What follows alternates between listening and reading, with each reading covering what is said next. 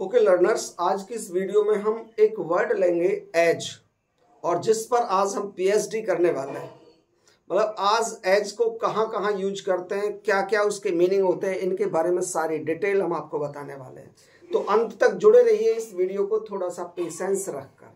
चलिए शुरू करते हैं। एज का मतलब पहले हमने लिया है जैसे या की तरह, जैसे या की तरह। देखेंगे ही लुक्स, वह दिखता है, एज हिज फादर डज, जैसे उसके पिता दिखते हैं। या हम कह सकते हैं यहाँ पर डज को हटा के ये भी ले सकते हैं, he looks as his father, वह अपने पिता की तरह दिखता है। ठीक है, नेक्स्ट हम लेते हैं एज मीन्स के रूप में। एज मीन्स के रूप में कैसे लेंगे? He is perfect as a teacher, as a teacher, एक टीचर के रूप में वह परफेक्ट है। नेक्स्ट देखते हैं एज डॉट डॉट एज, मतलब थोड़ा कुछ और बीच में आता है यहाँ पर, तो इनका मतलब बनता है इतना जितना।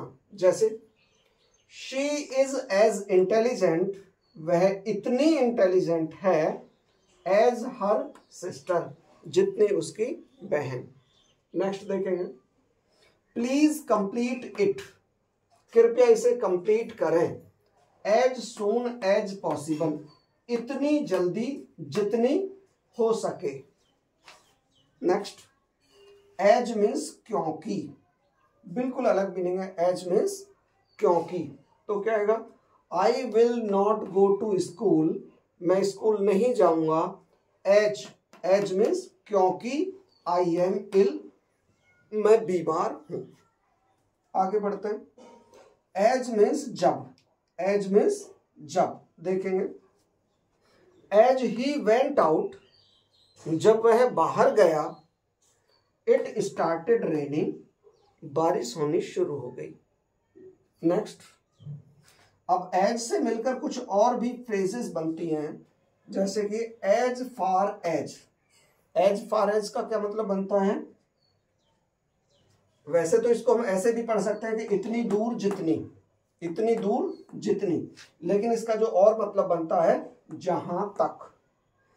एज फार एज, जहां तक अरविंद इज कंसर्न्ड, अरविंद का सवाल है, जहां तक अरविंद का सवाल है। He is a good boy, वह एक अच्छा लड़का है। आगे बढ़ते हैं as soon as. As soon as का मतलब क्या बनता है?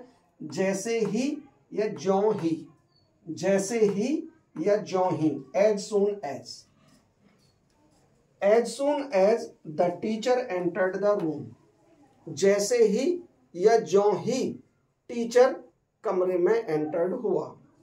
स्टूडेंट्स स्टूड अप, विद्यार्थी खड़े हो गए। नेक्स्ट देखेंगे as it is. As it is का मतलब क्या होता है? एज इट इज, ज्यों का त्यों।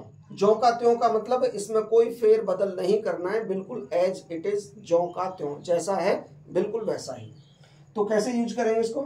You should use the tool, you should use the tool as it is, तुम्हें ये टूल ऐसे ही प्रयोग करना है, मतलब ज्यों का त्यों ही इस्तेमाल करना चाहिए।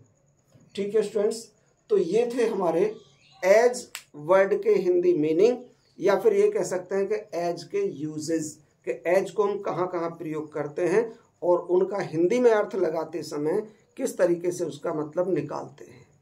ठीक है स्टूडेंट्स, ओके गुड।